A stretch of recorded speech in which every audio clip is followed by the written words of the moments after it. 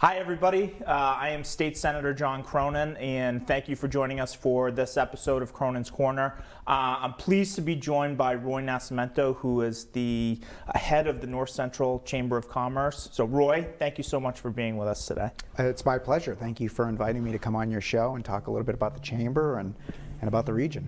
Absolutely. So first, let's start with the congratulations. Recently, the Chamber was nominated as a finalist for across the country to be one of the Chambers of the Year.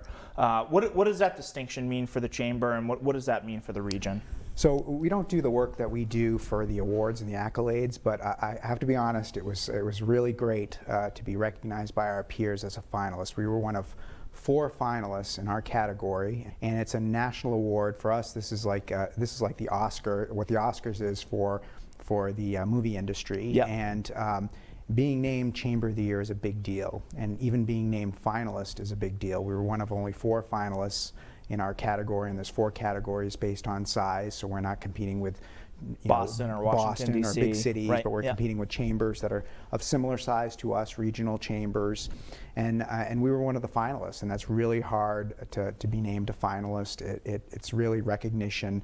It's a multi-tiered kind of process to be selected as a finalist, and we were selected. We're the first chamber in Massachusetts or New England to ever have been named a finalist, and this is our 2nd time. We were named a finalist back in 2017. That was our first time being named a finalist. And in your opinion, what distinguishes our chamber? I think it's the dynamic nature of our chamber. You know, we're a very dynamic chamber. We're not just running networking events. Not to say that those aren't important, but we are involved in so many facets of economic development, destination marketing, education and workforce development, providing insurance to a lot of small businesses that wouldn't be able to access insurance because they're very small.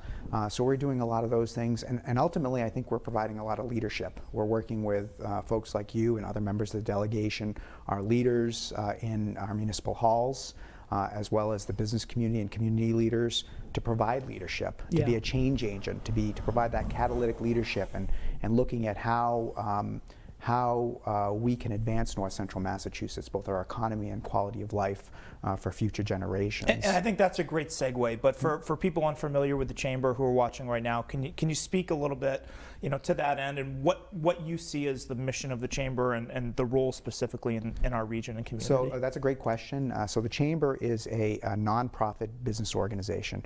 We're not part of government. We're not, although we work very closely with our government, both at the local, state, and federal level, but we're completely a nonprofit, private business organization with a mission to advance the economy here in North Central Massachusetts, which we define as the 27 communities here in North Central Massachusetts, including your district, Leominster and Fitchburg and Gardner. I'm not going to ask you to name them all, 27, right?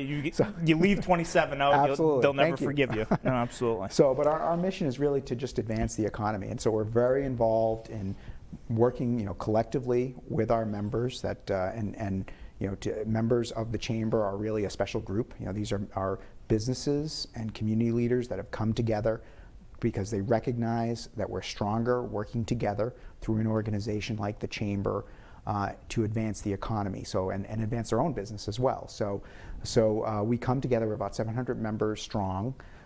And we have a history of leadership. We've accomplished a great deal. We have a really strong track record thanks to our members and to community leaders that support the work that we do. And then underneath the umbrella of the Chamber, we also have an economic development arm, a tourism arm that does economic development, but it's more on the marketing side.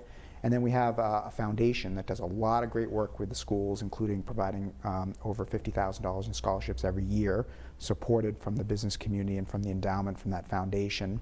And we have a small insurance affiliate that helps provide insurance to some smaller businesses that typically have difficulty accessing insurance because they're only have 1 or 2 people and need to be insured, and so we make it our mission to support those businesses through a variety of different resources, including insurance.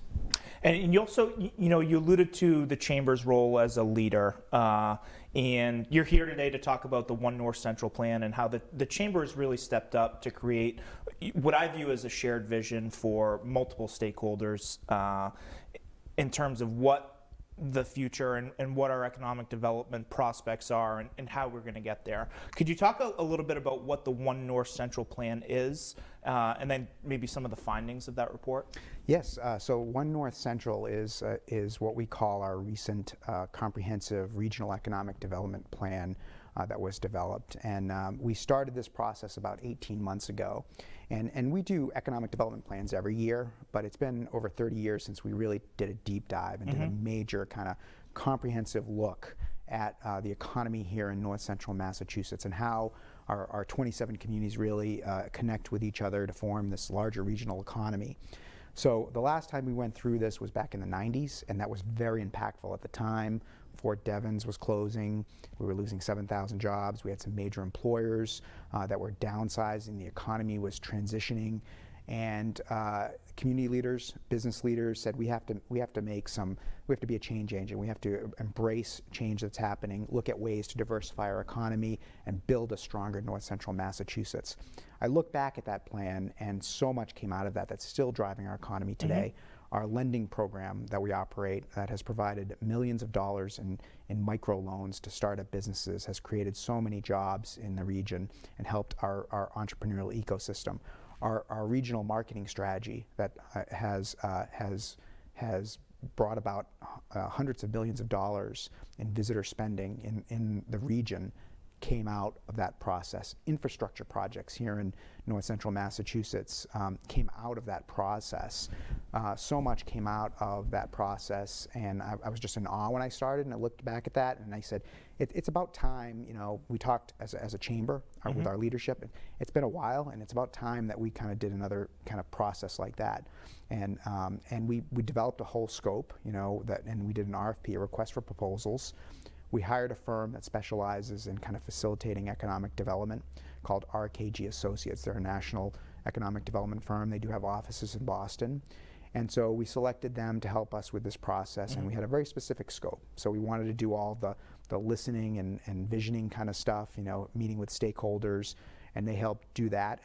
And kudos to them, because it was a very challenging period with COVID, so we couldn't hold meetings, so everything had to be done online. Right. But we did surveys and hosted individual meetings with different stakeholders, hosted focus groups, lots of kind of that getting input from the community and from businesses and from government leaders. But we also did a deep dive on the data, because we want this plan to be very informed by the data, and so tremendous amount of collection of data, both on real estate, workforce, you name it. There's a lot included in there. And then we wanted to do some benchmarking. We wanted to compare North Central Massachusetts. We're big believers in benchmarking and in planning, and thought it would be helpful to benchmark ourselves against other regions in the state, as well as some regions outside of the state that were potentially comparative to North Central Massachusetts. And then we wanted to develop a plan with a roadmap, with an actionable plan, action steps, and tactics, and a timeline to actually move this plan forward for North Central Massachusetts. And so this process took about 18 months, and we unveiled a few months ago One North Central, which is what we're calling the plan. It's 154 pages long, a tremendous amount of data, but it's also intended to be something that we as a region, the community, not just businesses, but all of us can get behind to move this region forward. And I think it's a bold agenda but a pragmatic agenda as well, to move this region forward. And can you talk about what did RKG find and what were their recommendations? Sure. And also, what surprised you, either about the data or about those recommendations? So a lot of the stuff that came out of the plan didn't surprise me. It just kind of validated what we already kind of knew, but there was a lot of data there and stakeholder input that just showed that this should be a priority. But there were some surprises. For example, the plan really identifies that there are four priority industries that really are our strengths here in the region, and that we should prioritize as a region. For example, advanced manufacturing. No surprise there. We've known for many years that manufacturing is very strong here in North Central Massachusetts, and that's a good thing. These jobs tend to pay above average salaries. They have good benefits. They're the stepping stone to the middle class for a lot of people, Traditionally, manufacturing creates wealth in a community. So that was very positive, and that distinguishes our region, and we knew that because we have a much higher concentration of manufacturing than other parts of Massachusetts. And again, that's a good thing, and we want to support our manufacturing companies and support our manufacturing economic base. Right. Healthcare was another priority industry. No surprise there. That kind of aligns with the state. Healthcare is a major industry in the entire state, and there's a lot of our demographics that are really kind of pushing that. We have an aging population. There's going to be more and more needs for healthcare, and so there's going to be more and more needs for workers to support the healthcare industry, and more companies and growth around healthcare. So no surprise there. Small businesses and tourism was identified as the third priority industry. Again, no surprise there. We identified tourism as a priority industry in our last major economic development. That was a huge thing that came out of the report 30 years ago. Absolutely, too, right? Yeah. Tourism. We didn't really have much of a tourism industry, and leaders back then identified this is a way. We have a beautiful region, and this is a great way to diversify, bring visitor dollars in, create new jobs, and create new investment. And it's really taken off. Agro-tourism wasn't a thing 30 years ago. It wasn't. Right? It wasn't. And so many of our farms have reinvented themselves as destinations now, because people with a little jingle in their pocket from Boston, from New Hampshire, from New York. New York is a big market for us, origin market. We get a lot of visitors from New York. They want to come out here. They want to experience their agricultural roots.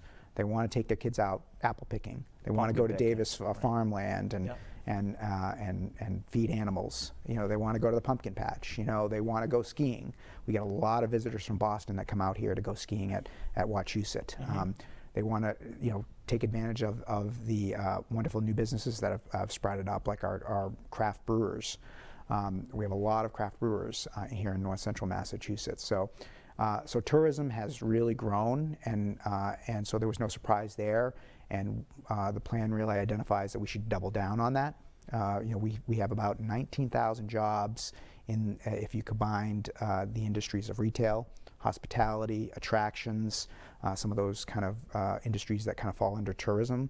And just to stop right there, jobs. 19,000 jobs, right? And this is a sector that no sector was hit as hard by the effects of COVID-19. Very hit hard. In your view right now, how is that sector and industry going to rebound, or is it well positioned to remain really a force here in North Central? That's a great question. So that particular industry was hard hit, devastated by COVID-19. I will say that we are very bullish on the industry. So we think that we as a region are really well positioned to benefit from visitors wanting to get out. Even now with all the talk of the Delta variant and some concerns that people might have about traveling, we know based on the data that we have, we know who's coming into our region and who the visitors are. And our market are short haul visitors, so it's day trippers. So they're coming out, they're staying, they're coming out to ski. Get dinner and a beer and a show at Exactly, Hills, exactly. Right? So they're coming out for the weekend. They're day trippers. We're not a destination where people are staying a week. So our average stay is 1.6 days here in north central Massachusetts. So that market is the first to really rebound from COVID-19. And people, families. We were talking earlier about my family, my kids. I've got young kids. Yep. My wife and I are very reluctant to get on a plane and travel to Florida to go to Walt Disney World under these situations with COVID-19. But we still want to get out, and there are a lot of families like that God help you, that right? want to get out, right? So they still want to get out, and they want to go to a safe destination, and there's no place safer than north central Massachusetts. We've got the great outdoors, lots of room to spread out. Our farms, even during COVID, some of our attractions did exceptionally well. Our campgrounds were booked solid throughout the season. Our farms did exceptionally well because people wanted to get out. And our farms have, again, reinvented themselves. They've become destinations. You talked about Hollis Hills Farms. What a great farm. And you can go there now. You can pick apples. You can go out and see entertainment. They have a restaurant there now, and you can get craft beer there, and that's so many of our farms Everything are like that that. people want, Right. And people ticks couldn't all get the out boxes. before. They couldn't go out to the bars. They couldn't go out to the restaurants. They couldn't go out to some of the attractions. They may not have felt safe, so they went to a farm where they could do it outside, right?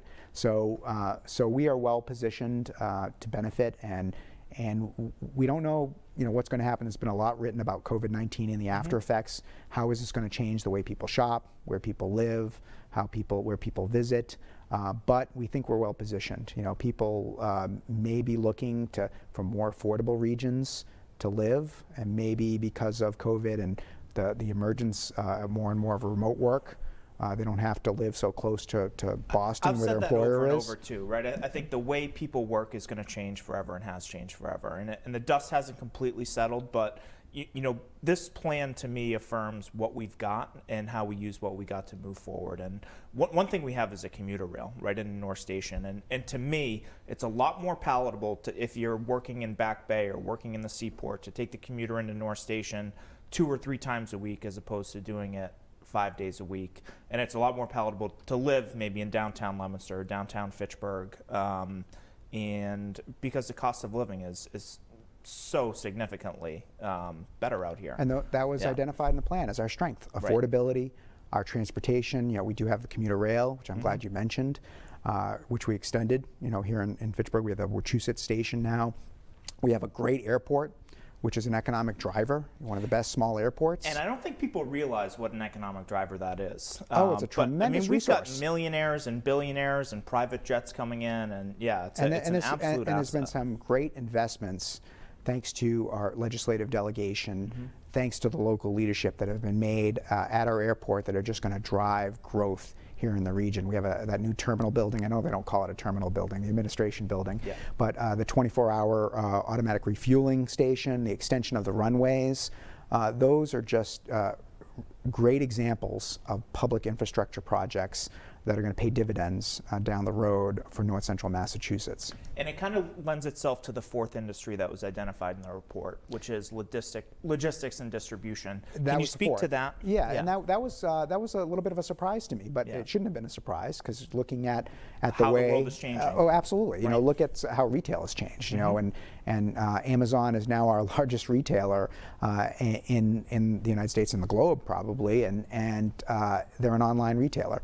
And so many companies have transitioned to online retail, that the need for these distribution hubs and the need for transportation and logistics has increased substantially. And we're seeing it here in the region with the growth of distribution facilities in Devens, with Amazon coming into Fitchburg, with the new distribution center in Westminster, and Lancaster. We're seeing a lot of these facilities, and the plan identifies that the region is well positioned to benefit from that, that we have a good workforce, we have good transportation infrastructure, and we're seeing these changes in our economy, and there's going to be more and more need for these types of facilities and these types of jobs. So besides the lingering effects of COVID-19, can you speak to what you view as the challenges that businesses are going to face as we move into the future and really out of the pandemic?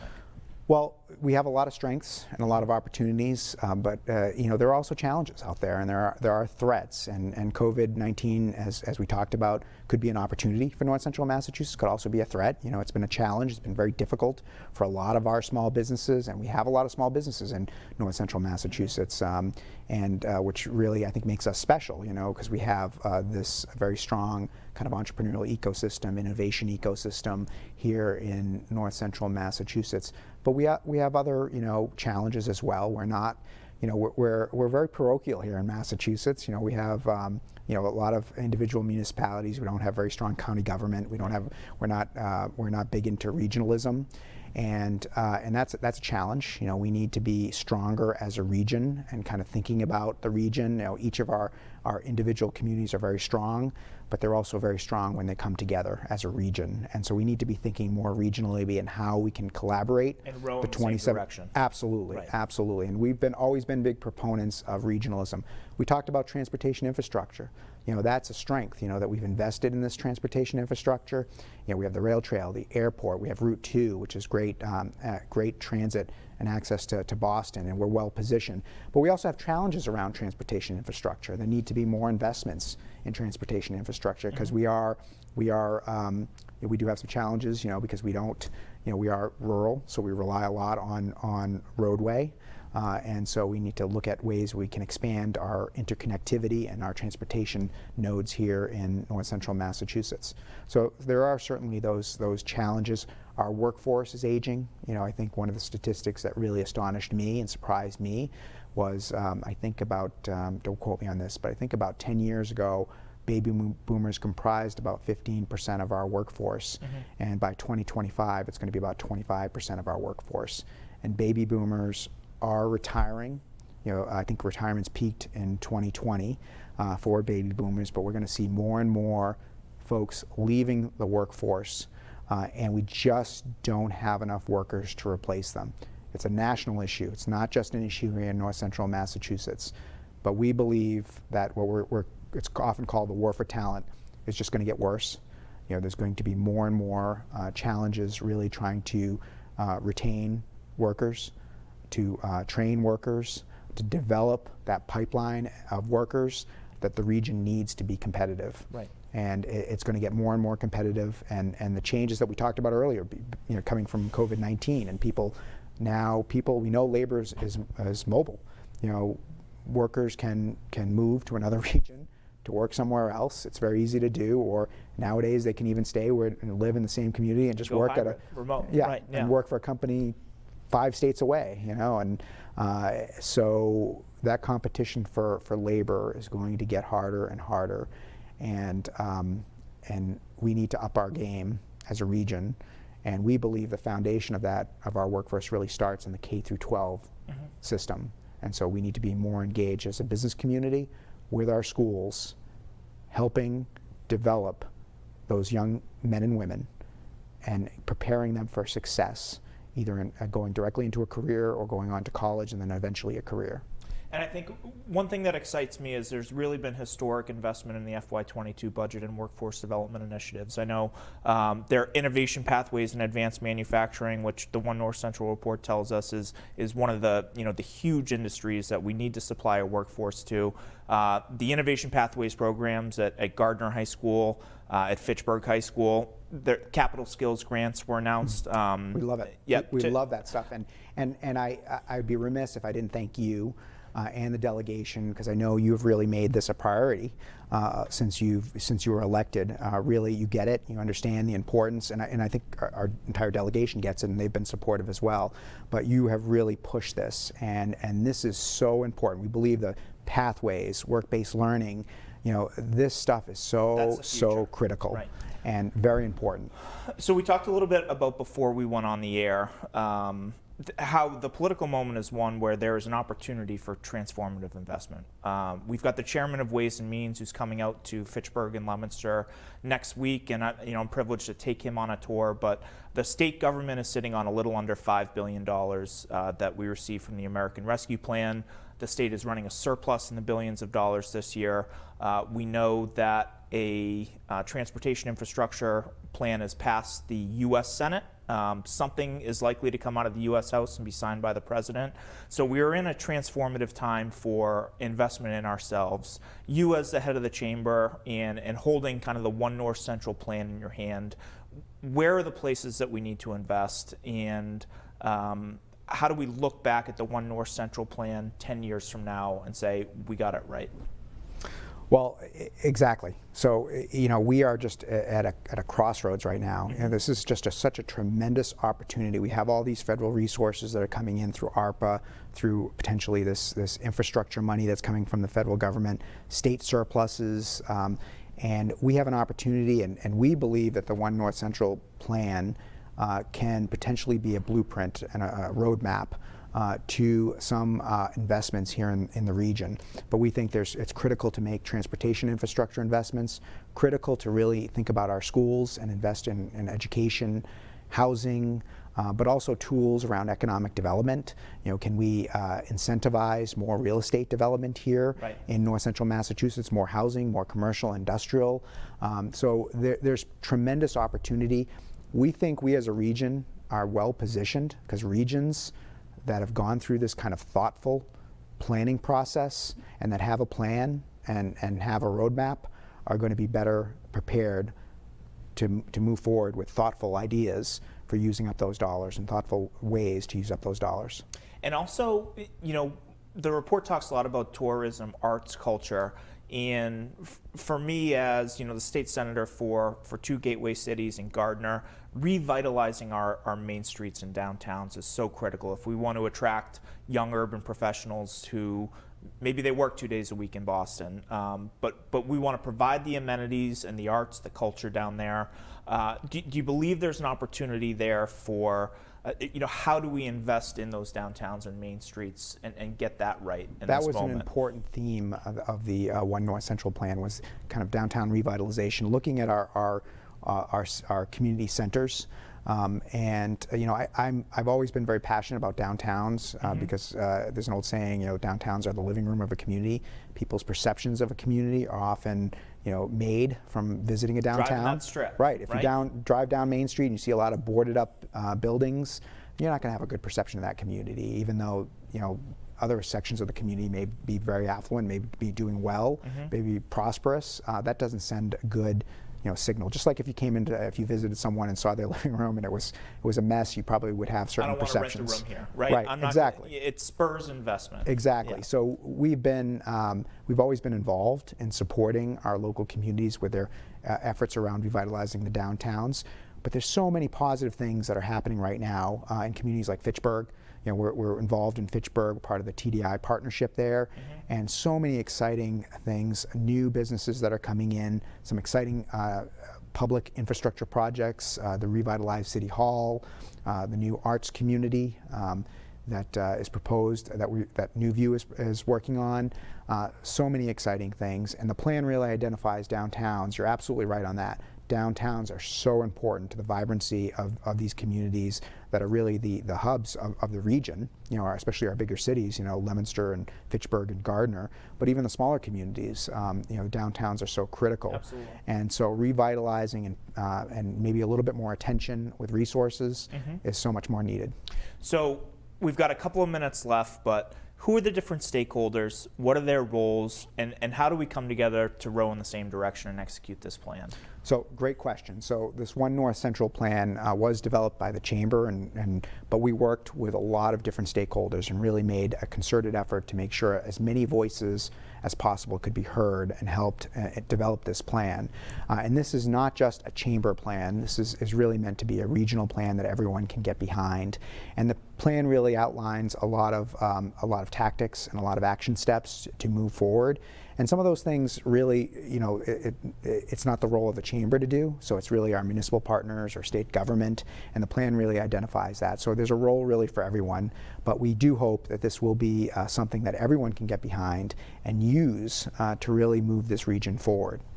So Roy, I really appreciate your time and frankly your leadership. I think we couldn't do this without the Chamber. The Chamber has stepped up and been remarkable, not just for our community and small businesses over the past 18 months, but you are really positioning us to go into the future. And so I'm just grateful for your leadership and all the work of your staff at the Chamber. Well, so thank you, Senator, but you have that going the wrong way. I should be thanking you for your leadership and the support that you've provided, and you really embraced the plan and really been very, very interested in the plan, which is great. And I really, read it, all 154 that's pages. Great. That's right. Yeah, that's right. And the entire delegation. We have a great delegation. I've said it before, but everyone on the delegation has been very thoughtful. And really, everyone is rowing in the same direction, right? And we appreciate that leadership, and we appreciate everything the delegation is doing. I think this is really a critical time. We are at a crossroads, and it's exciting. It's a really exciting opportunity for North Central Massachusetts. But there's a burden too. We got to get it right. Absolutely. But I think we're well positioned to get it right because of your leadership and the blueprint the One North Central plan has provided. So thank you, and look forward to working together. Thank you very much. My pleasure.